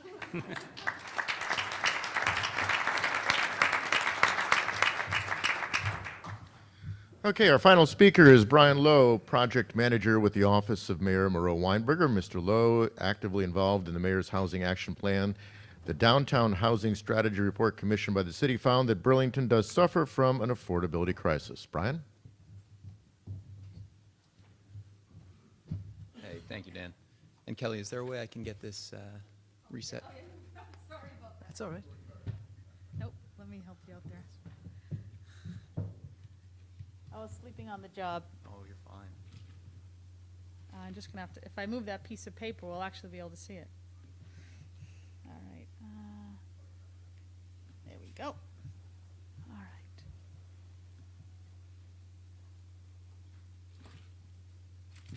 Yep. Thank you, Kelly. Okay, thanks. I should say I'm very conscious of the fact that I am the last in a long series of very excellent speakers, so I will keep my remarks right to the point. I'm not going to repeat much of what's already been said. I think maybe I would reframe the presentation I'm going to make into a kind of diagnosis section and a prescription section. I think we've heard a lot of really helpful diagnosis, and I'll try and summarize a little bit of that, but really focus on the prescription side. So Kelly, thank you very much for having me, and to the BBA for hosting this. I think many of you may know Brian Pine, who worked for the city for 18 years as the housing director. He's just recently left the city to work for VEIC, and so you've got me from the mayor's office kind of pinch hitting for him today on our housing plan. As the mayor said at the beginning of our day today this morning, one of the things that we often hear from businesses, and just in the last couple of months I can say we've heard it from 7th Gen, from Burton, from Dealer, and from others, is that for them the housing shortage is a real impediment to their ability to recruit and retain people here in Burlington. It's something we've definitely heard, and it's something that definitely informs the housing action plan that I'll be talking a little bit about today. And I would say about that housing action plan, it's coming to the point where it's going to crystallize in the next couple weeks or month.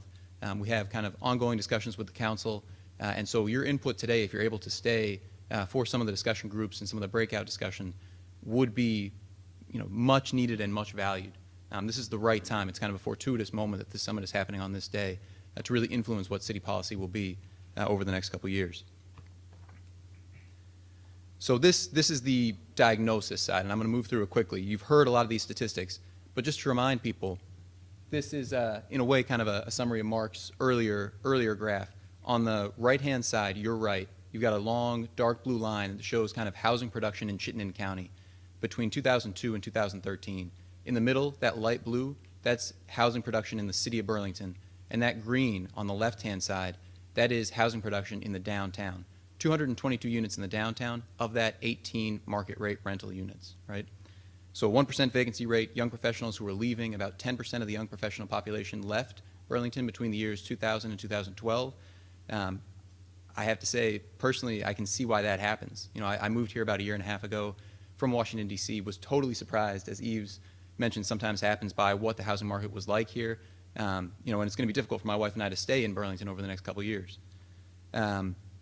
You've seen, I guess basically fundamentally, if you want to have an affordable, walkable, healthy city that's not full of cars and congested all the time and bad for the environment, you need to build new housing in the downtown. The next slide here, this is an iconic image from Plan BTV. And again, the mayor spoke about this a little bit this morning. The Downtown Housing Strategy Report that we commissioned, that the city commissioned last year, had findings that were very similar to what we heard from the public in Plan BTV. That was 2 years of more than 100 public meetings, thousands of public comments that told the council and the administration, I quote, "Very few units of any kind, low, middle, or high, are coming online to meet demand, resulting in a loss of economic activity and missed opportunities to build social capital.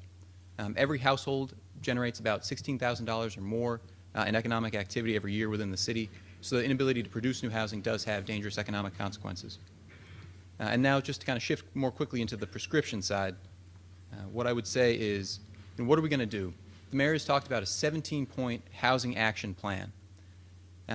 17 points is a lot of different points, and there's no way I can cover 17 points in my remaining 4 minutes, right? But what I would say is there are 4 kind of categories that these points can be classified within. The first is regulatory reform.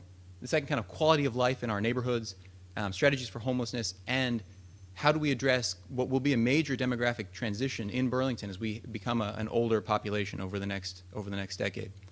I'm going to focus my remarks on just 3 of these initiatives, and they're more in the regulatory reform and quality of life categories. And I'm happy to talk after with anyone who's interested in more, and I'll have on the final slide the URL for where the housing plan is located. I've also got a couple copies here if people want it.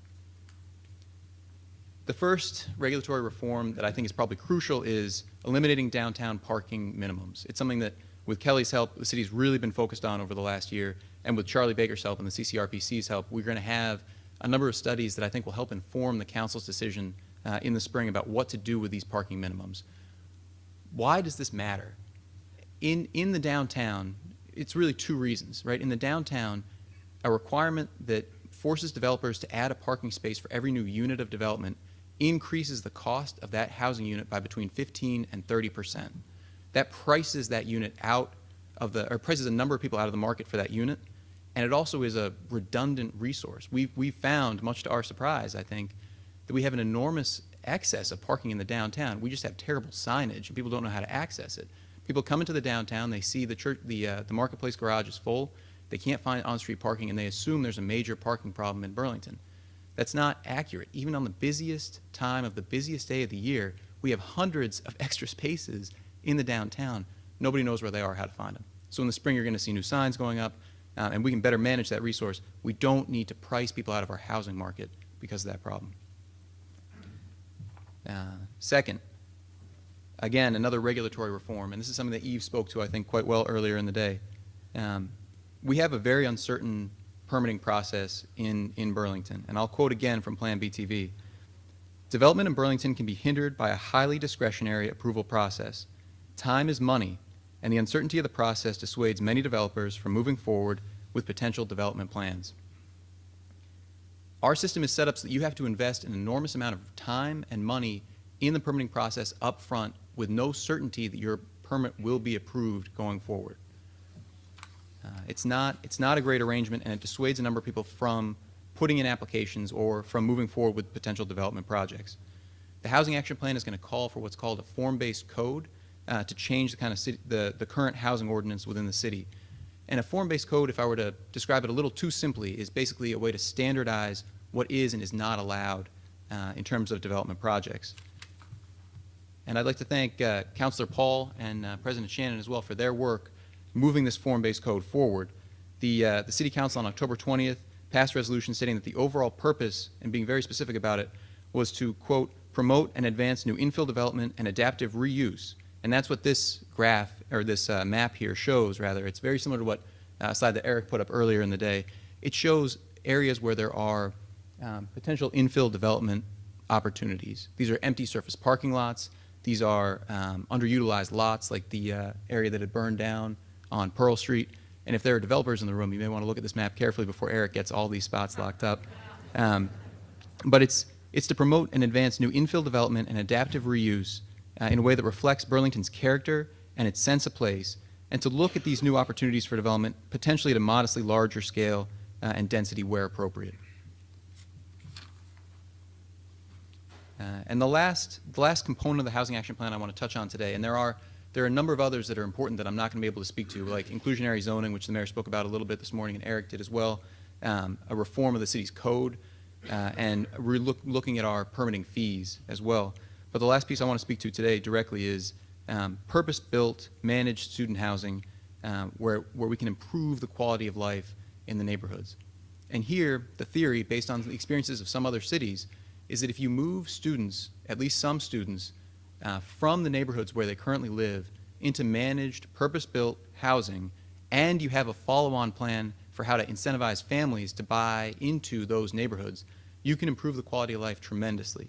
This is a complicated initiative, and it's going to require an enormous amount of coordination and cooperation with the university, with Champlain College, and with local businesses to kind of have that back-end strategy for securing those homes as students move out into the managed student housing, and for not increasing the number of students overall who live off campus. So it is complicated, but I think it's something we can do, and it's something that we're looking forward to, and looking forward to getting your comments as well. I'm going to wrap up here, but what I just say, in addition to thank you, is to reemphasize that really this summit couldn't have come at a better time. You know, the mayor spoke about how last night we talked with the City Council CD&R committee. We've just gotten their feedback formally as councilors for the first time. We have our own thoughts, and I think what we hear today could really influence what we tend to focus on within those 17 initiatives or others. So Kelly, thank you, and everyone, thank you.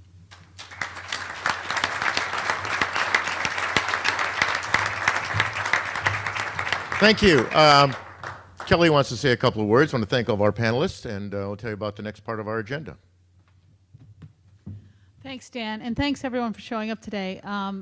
Thank you so much to our panelists. That was an amazing overview of a very important issue, and thank all of them for keeping in a very tight time frame. If anyone has questions, we have note cards on the table, and you can hold them up. We got some folks who will bring them up to the podium for our panel.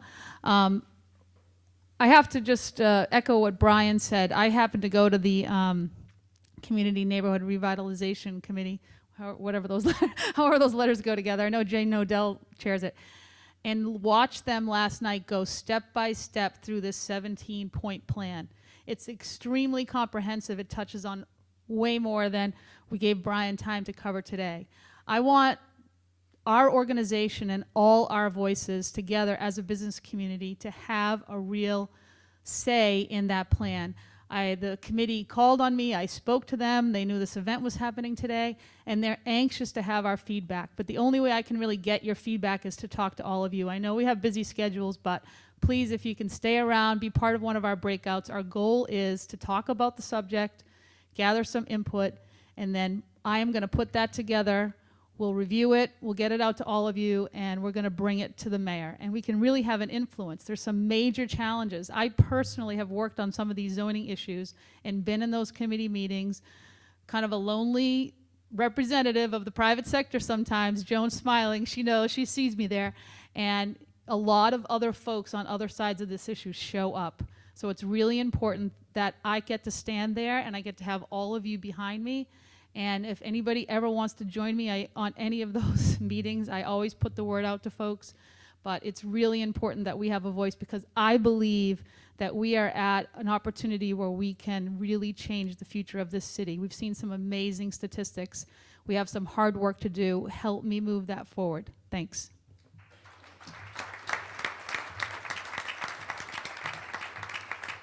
Okay, Kelly just jumped off the stage. As I wait for a few cards to come up, there you go. Let me just quickly tell a story. It's a positive story about housing. So my nighttime gal, his name is Megan. She does a wonderful job on WOKO, and she's a Champlain College kid, and working her way through college, comes from the farmlands up in Richford, and she's looking at an apartment yesterday in the freezing cold, and the landlord says it's $1,000. She goes, we're poor college kids. We can't afford $1,000. We'll be really good kids here. We won't do anything bad. Plus, I work at a radio station, and I'm trying to work my way through college. And she said, and the landlord says, what radio station is that? Well, my name's Megan, and she goes, you're Megan from WOKO? I'll give you $100 off. So sometimes it is who you know, right? So you got to pull that card out every now and then, right? Just thought I'd share that.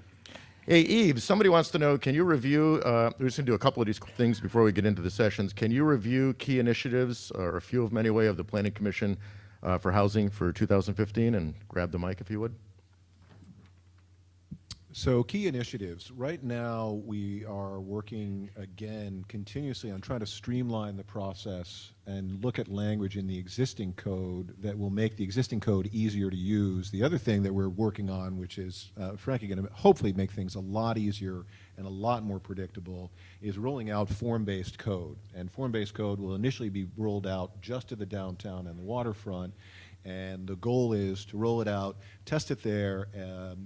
This is in conjunction. Right now, there's a group that is composed of members of the City Council, some members from the administration, and members of the Planning Commission who are working right now on form-based code, understanding form-based code together, and agreeing on what form-based code is and how it gets presented to the council so that it gets fast-tracked not only through the Planning Commission process for approval, but then up to the council for approval. So there are these initiatives going on that in theory will make things easier. I think that any kind of support that we can give to the mayor's office with this housing plan is another initiative, and obviously we're very focused on that. This is an issue that remains near and dear to our hearts. And then finally, what we're doing now is taking that Plan BTV model and rolling it out to other areas of the city. So the next one we're looking at is Plan BTV South End. Plan BTV South End represents an interesting one, and I'll share my personal thoughts on it. You look at the south end of Burlington, and right now it is red hot in terms of desirability, in terms of investment, in terms of growth of jobs, growth of interest, et cetera.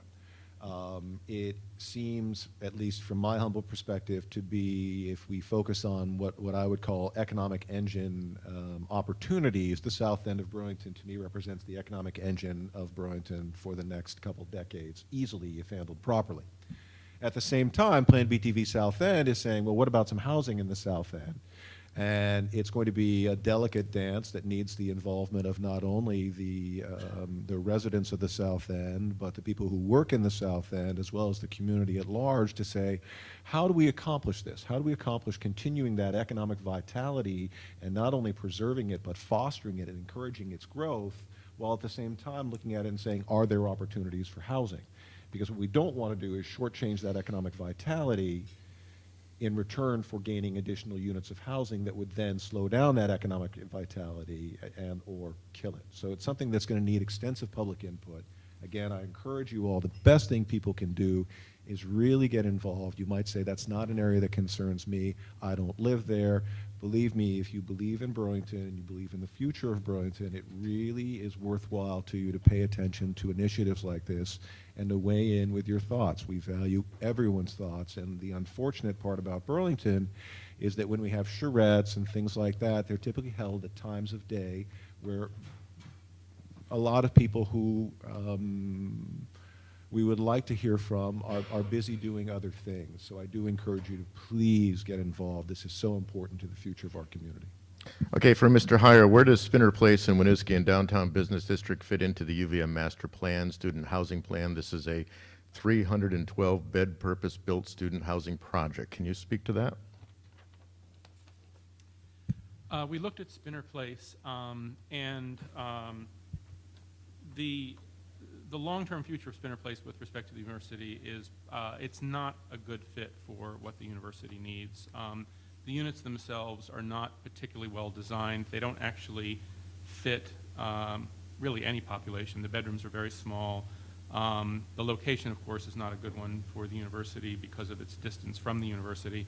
We looked at it as a possibility for graduate housing, but even there, the way the units are configured, it would make it really problematic to use it even for graduate housing. So I don't see any real long-term use for Spinner Place for the university. Okay, how about one more question before we break into, and I'll just throw this up and we'll see if one person dives into it. How's that? How many new rental beds would be needed to bring the vacancy rate to like 3 to 5%? Could this stabilize or even reduce rents? Anyone want to grab that? Mark wants to grab it. Whether he wants to or not, he's been nominated by the board. All in favor, say aye. All opposed, motion passes. Mark. The math would be the total rental housing in Chittenden. Use the mic, Mark. Mike. Use the mark, Mike. Total rental housing in Chittenden County is about 22,000 units countywide. So right now, the vacancy is about 1%. So, just do the math about how many more apartments would need to be constructed to get to around 3 to 5%. And I think if we got to 5%, which is what some people nationally say is a healthy amount, I think that would seem like a lot of vacancy for this market because we are not familiar with that. When we were at 2.7% back in the mid-2000s, there was a lot of hand-wringing at that point about how slow things seem to be. So maybe, all markets are not all the same. But I think if we got to around that 3%, I think that'd be very healthy.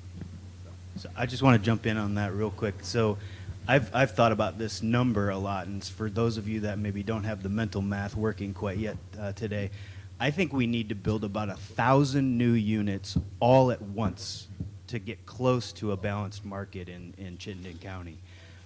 Because we've been absorbing about 400 units a year, and that hasn't moved the vacancy rate. So I think the number is about 1,000 units, and it has to happen all at once, which probably isn't realistic, unfortunately.